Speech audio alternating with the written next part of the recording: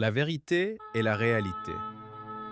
Dans un coin animé de Brazzaville, là où les enfants jouaient encore au ballon dans les ruelles poussiéreuses et où les mamans vendaient les beignets au bord des avenues, vivait un jeune homme nommé Samuel. Samuel était connu dans le quartier comme un garçon calme, respectueux et serviable. Il n'était ni riche ni influent, mais il avait une chose rare, un cœur sincère. Un après-midi, alors que le soleil commençait doucement à descendre, le marché du quartier était rempli de monde. Les vendeurs criaient les prix, les motos passaient à toute vitesse, et chacun cherchait à rentrer avant la tombée de la nuit. Parmi la foule se trouvait aussi un homme rusé nommé Danny. Depuis plusieurs jours, il observait les habitudes des commerçants pour voler discrètement sans être repéré. Ce jour-là, son regard se posa sur une femme qui transportait un sac rempli d'argent et d'objets de valeur.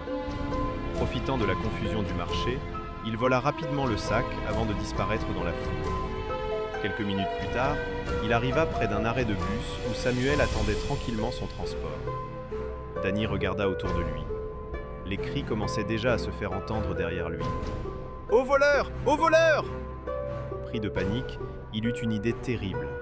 Il s'approcha de Samuel avec un faux sourire et lui dit « Frère, s'il te plaît, tiens mon sac une minute. Je vais juste me soulager là-bas. » Samuel, innocent et sans méfiance, accepta simplement pour rendre service. Mais à peine avait-il pris le sac que Danny disparut discrètement dans une petite ruelle. Quelques secondes plus tard, la femme victime du vol arriva accompagnée de plusieurs personnes en colère. En voyant Samuel avec le sac entre les mains, tous crièrent immédiatement « C'est lui le voleur !» Samuel fut choqué. « Non, ce n'est pas moi. Un homme m'a juste demandé de tenir son sac. » Mais personne ne voulait écouter. Dans la foule, certains lançaient déjà des insultes. D'autres voulaient même le frapper. Plus Samuel essayait de parler, plus les gens criaient fort pour le faire taire. La réalité que leurs yeux voyaient semblait suffisante pour condamner Samuel. Pour eux, l'affaire était déjà claire. Le sac est dans ses mains, donc c'est forcément le voleur. Samuel fut arrêté. Cette nuit-là, dans une cellule froide, il pleura silencieusement.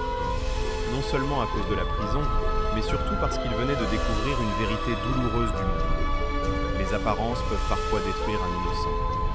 Pendant ce temps, le vrai voleur marchait librement dans les rues, caché derrière l'erreur des hommes. Quelques jours plus tard, une caméra installée près du marché révéla enfin toute la scène. On voyait clairement Danny voler le sac, puis le remettre à Samuel avant de prendre la fuite. Le quartier entier fut bouleversé. Les mêmes personnes qui accusaient Samuel baissèrent maintenant la tête de honte. Samuel fut libéré, mais son cœur gardait encore les blessures de cette injustice. Avant de quitter le commissariat, un vieux policier posa doucement sa main sur son épaule et lui dit « Mon fils, retiens ceci toute ta vie. La réalité que les yeux voient n'est pas toujours la vérité que Dieu connaît. » Depuis ce jour, beaucoup dans le quartier apprirent à ne plus juger trop vite. Car une personne peut paraître coupable aux yeux des hommes, tout en étant innocente devant la vérité.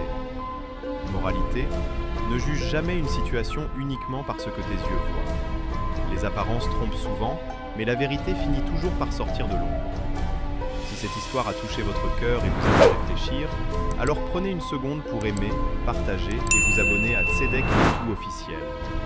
Votre soutien permet à ces histoires remplies de leçons, d'émotions et de vérité de continuer à toucher des vies à travers le monde.